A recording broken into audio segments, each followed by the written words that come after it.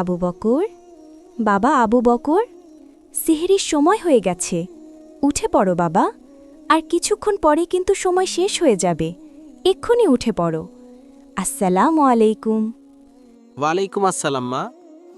আমার ঘুম থেকে উঠতেই ইচ্ছা হচ্ছে না, একদম সেহরি করতে ইচ্ছা হচ্ছে না, আমার ক্ষুধা নেই। কিন্তু বাবা, সেহরি খাওয়া সুন্নত, এটা অনেক বরকতময়। সেহরি খেয়েই রোজা রাখার নিয়ম।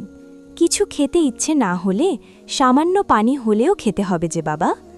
ঠিক আছে মা, আমি আসছি, তুমি যাও। ঠিক আছে বাবা, তাড়াতাড়ি এসো। তোমার বাবা খাবার টেবিলে তোমার জন্য অপেক্ষা করছেন কিন্তু। আচ্ছা মা, আমি মেসওয়াক করে হাত মুখ ধুয়েই আসছি। ঠিক আছে বাবা।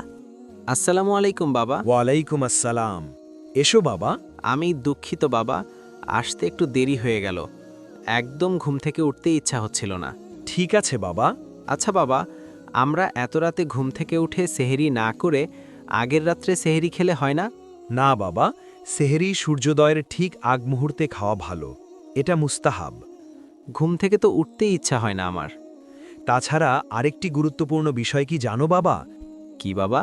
যেসব মুসলমান ভোর রাতের এই সময়ে কষ্ট করে ঘুম জেগে আল্লাহ পাকের হুকুম মেনে সেহরি খেতে বসেন, আল্লাহ পাক খুশি হয়ে তাদের জন্য বিশেষ রহমত অবতীর্ণ করেন। আর মহান আল্লাহর ফেরেশতারা সেহরি গ্রহণকারীদের জন্য বিশেষ দোয়া করতে থাকে। তাহলে তো সেহরি খাওয়া অনেক সওয়াব বাবা। হ্যাঁ বাবা, আমাদের নবী করিম সাল্লাল্লাহু আলাইহি ওয়াসাল্লাম কখনোই সেহরি থেকে বিরত থাকতেন না, আর সাহাবাদেরও সেহরি করতে উৎসাহিত করতেন। ঠিক আছে বাবা, আমি এখন থেকে নিয়মিত সেহরি করব ইনশাল্লাহ।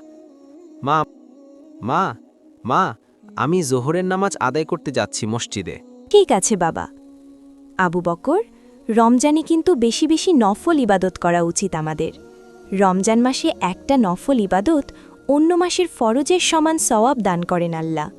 আর ফরজ ইবাদতে আল্লাহ অন্য মাসের থেকে ৭০ গুণ বেশি সওয়াব দিয়ে থাকেন। তাহলে মা, তাহলে যদি এই মাসে দান করা হয় সেটাও কি অনেক সওয়াব হবে? হ্যাঁ বাবা, এ মাসে ১ টাকা দান করলে ৭০ টাকা দানের সমান সওয়াব পাওয়া যায়। ঠিক আছে মা, তাহলে আমার কিছু টিফিনের টাকা জমা আছে, আমি ওগুলো মসজিদে দান করতে চাই। ঠিক আছে বাবা, এবার নামাজে যাও, আমি রান্না করি।